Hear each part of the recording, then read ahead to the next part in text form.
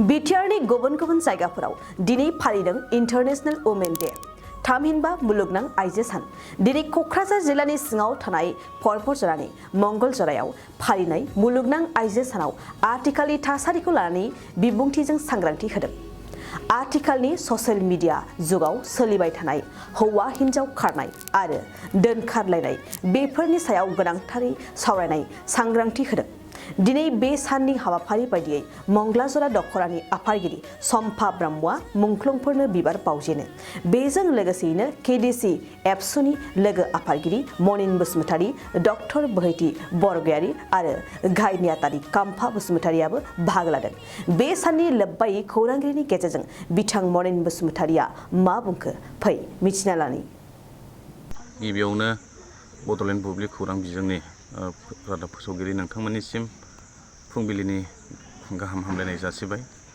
क'क्राझार जिल्ला दुलाराय बर' फरायसा आफाद आरो मंगलाजरा दखरा दुलाराय बर' फरायसा आफाद जोङो दिनै मुलुगनां आइजो सान जोङो बे हाबाफारिखौ खुंदों।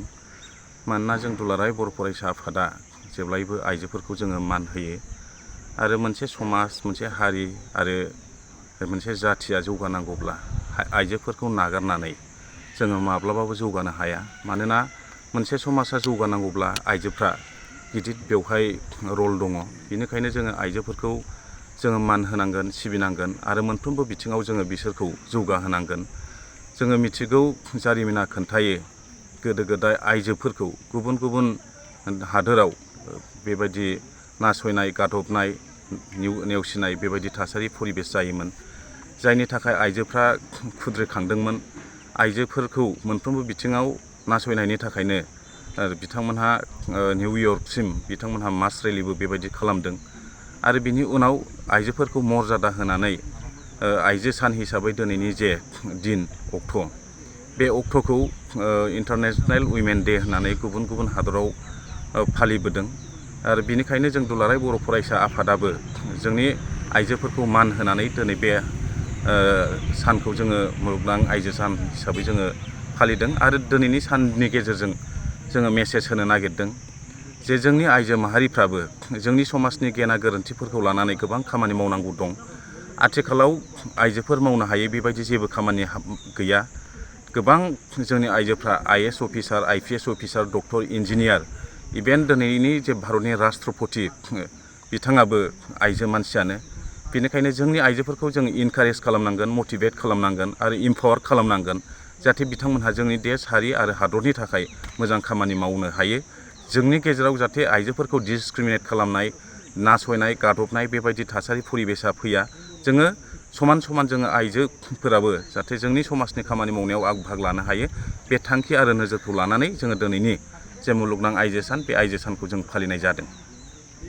दा दिनैनि बेलायाव गोबाङानो हिन्जावफ्रा फिसाइ गोनांखा एबा फिसा गोनांखाजोंनो खारफागासिनो दङ। बिनि सायाव नोंथाङा माबा बिबुंथि लाखिगोन नामा?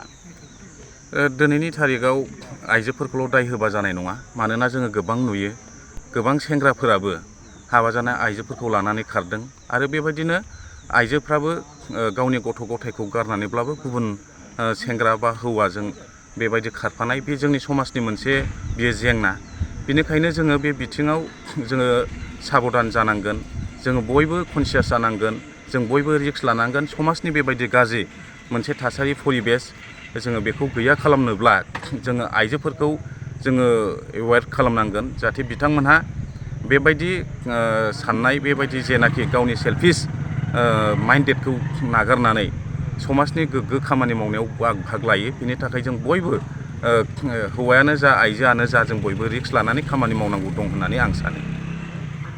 गय गायग्रा आबादारिफोरनि थाखाय मोनसे मोजां खौरां। थाफा नार्सारियाव मोननो हागोन जाखांफु लाइमोनफोरजों बानायजानाय हाजो आरो हायेनावबो गायजानाय अर्गेनिक गय फुलि। थाफा नार्सारियाव अर्गेनिक आदबजों बानायजानाय मोजाङैनो खिलिखांनाय गासै 20,000सो गेरेमसा गय फुलिफोर दं। बारा नङा, फांसेयाव 60 रां होनानैनो नोंथांमोना गय फुलिखौ बायना लांनो हागोन। बुरजा लाङोब्ला खमायनायनि सुबिदाबो मोननो हागोन।